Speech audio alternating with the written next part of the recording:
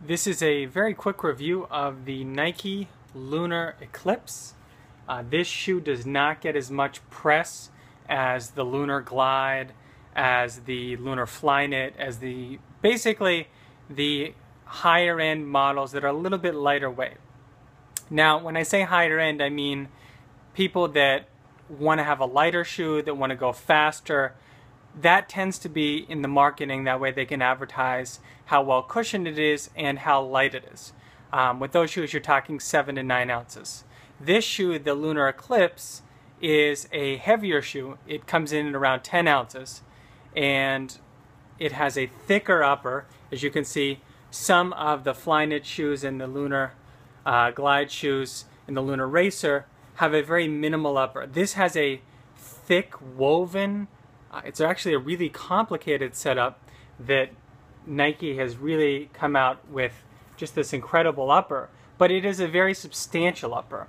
You're going to notice the heel portion that comes around the top of the shoe is very, very stiff. This is actually plastic. It's going to prevent you from having any potential rollovers in your heel.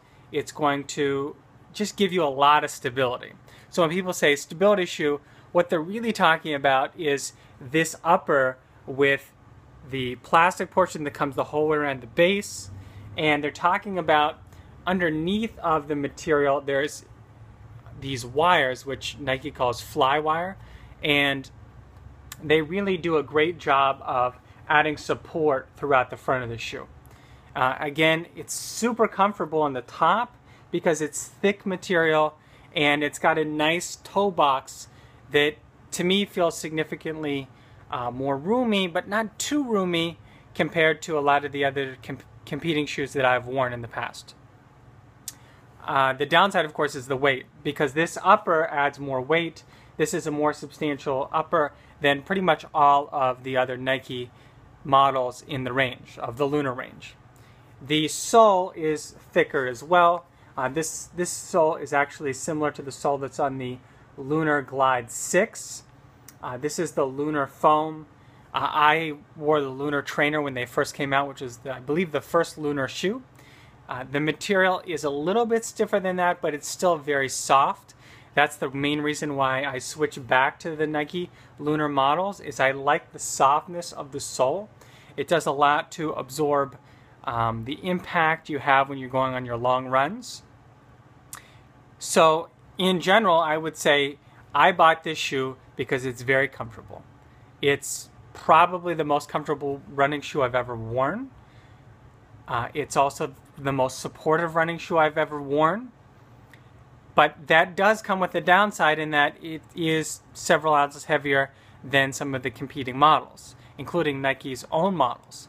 Now, for me, that was worth it because if you're someone that is not putting in, say, 40, 50, or even crazy amounts of miles, like 75 miles a week, then you might lack some of the stability in your, for example, core, your upper body, and that slowly works its way down to your legs, that when you're at mile 15 or you're at mile 18 of those long runs, that your body starts to move in ways that are not straightforward.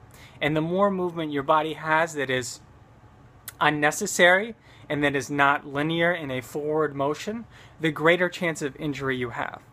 And this sole is very plush, combined with the upper that is really, really stable, is going to give you a platform to run on that I don't think you're going to be finding yourself at as much risk when you're in a more minimal shoe in the higher mileage. I would never recommend running in a completely minimal shoe, like, for example, I have a pair of Merrell Vapors that have basically no cushioning and no support. Those I just use for walking.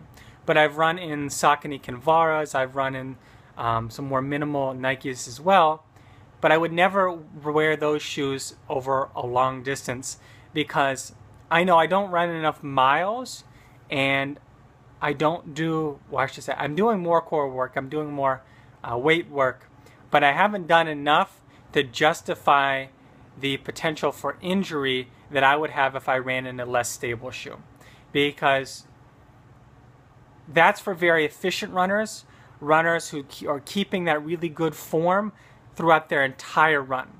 And if you're not in perfect shape with a lot of mileage, your form's going to break down at mile 15, at mile 18. Especially if you're running a marathon and you're asking yourself, oh, I want to wear those minimal shoes so I get that extra minute or two off of my time. Well, ask yourself if it's worth it if the potential for injury is greater. I highly recommend this. I cannot recommend this shoe enough for people that are putting maybe reasonable amounts on their body, like 25 miles a week and wanting to do a marathon. I think this is an absolutely great shoe. The only downside to the Lunar models and all of them in general is it will wear quickly. I have a lot of long runs on this shoe, but in general, the black portions here, this is a reinforced rubber. It's a very solid rubber.